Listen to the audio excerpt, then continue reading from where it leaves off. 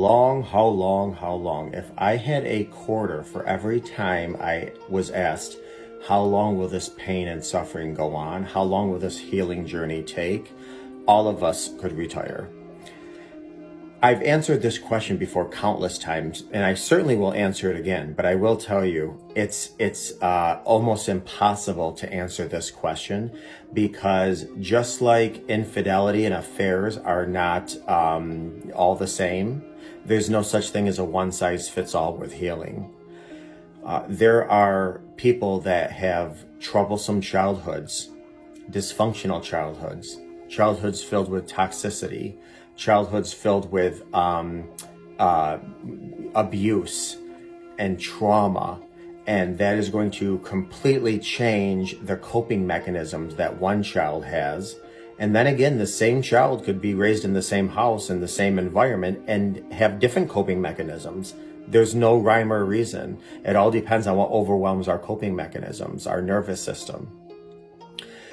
Faith plays a part in this. Some people have faith and they really tap into faith. That helps some people. I've also talked to people where their faith was rocked and shaked, and it actually set them back even further. No rhyme or reason. All depends on the person. Support system. Sometimes people come from families where they are very close and their family and friends are non-judgmental and they have a great support system. Other people don't. That plays a role in it. Some couples work on their relationship. That plays a role in the time. Some people, their partner, their spouse, their significant other who broke trust, do a 180 and help them heal as much as they're honest, they're proactively transparent, they're patient, they're loving, they're kind. That can help speed up the healing journey. Other times their spouse is lackadaisical or just as blasé. That hinders healing. If you're not reconciling, if you're doing this on your own, that can have a contributing factor. If you get proper mental health help, if you journal, there's just not a one size fits all. So I can give you some very, very loose time frames, but keep in mind, there's a myriad reasons why some people heal at a quicker rate and other people it takes a long, long time. That's why you have to talk to somebody, for the professional, to get to know exactly, the plan for you and your needs based on your life, your experiences, and your history. What I do say is I've usually in the first 3 to 6 months, that's acute, profound trauma. That's acute trauma. What that means is you're almost walking around in a zombified state. So sometimes I'll be talking to somebody and they'll be like, Mr. J, I can't even tell you what happened the first 6 months. I don't even know how I fed my kids. I just don't remember.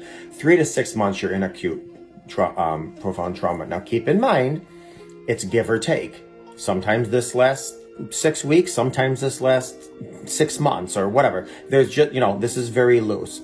Your first probably 6 to 12 months, you're in profound trauma. What does that mean? That means the dust isn't necessarily rising anymore, but it certainly isn't settling. You're going through a transition. You're going through an identity crisis. So, if I was the husband or the wife of this person and the parent of this and the daughter-in-law or the son-in-law of this person, and come to find out my role was completely uprooted because of secrets. Who am I? Your relationship is also going through an identity crisis. What is our relationship? And so that profound trauma usually lasts between a year and 6 months to a year. And then from a year to 18 months is where a lot of changes are going on. And again, don't hold me to these. It could be give or take a few months on either end. After that, up to 18 months is a lot of clarification, a lot of understanding, a lot of research, a lot of questions being answered. And this period, every period can really make or break healing, but this period is a time in which, I tell people all the time, when your spouse or partner that is brokenhearted, or that their trust was broken, they're going to ask the same question probably who knows how many times, but that's because there's different reasons why they ask the same question. They can ask, why did you do this initially? Because they're just trying to make sense out of this bomb that just went off in their life. 2 weeks later, they can ask the same exact question. Why did you do this? Because now they're just trying to understand. 2 months later, they can ask you the same question. It's just because now they're trying to get some clarity. And 2 years later, they can ask the same exact question, and now it's because they need it for healing. Now you're thinking, oh my God, you already asked this question. I'm going to give you the same answer. That's fine. Give them the same answer. But they need it for different reasons. So again, I've worked with people, clients, couples that within 4 months, I've seen significant turnarounds. And then I work with people and couples and individuals who are 4 years out. They're really, really still struggling. It depends on so many factors. Like I said, support system, resiliences, attachment styles, love languages, because hypothetically speaking, let's just say somebody's love language is physical touch and you are very physical with the affair partner. That's going to hurt them deeper than, say, if you randomly just, gave them a gift or something. That would hurt maybe somebody with the gift-giving love language a little bit more.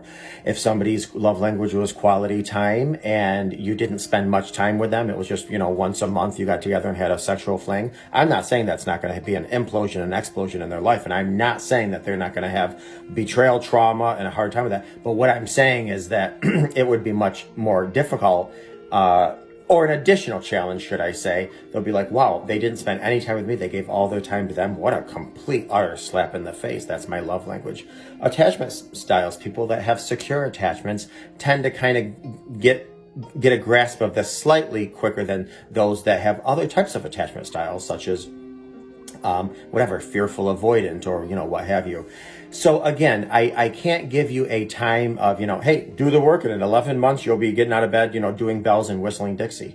No, it just depends. What I do know though, is the more emotionally vulnerable you can be, and especially if you're reconciling and rebuilding, the more emotionally vulnerable both spouses can be, you're going to really feel safe, quickly.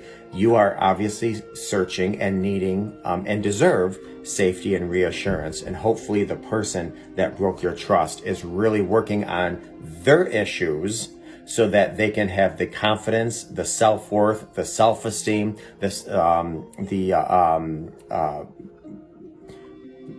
awareness to give you what you need and deserve. And if you're watching this and you're the one that stepped out, I want you to, when you hear your spouse or partner say, can I ask you a question? I don't want you to hear, I'm a bad person. I want you to hear, I made some bad decisions. And if you can't even hear that, then hear this. It doesn't matter the question. My spouse is hurt. Let me lean into their hurt. I hope that helps.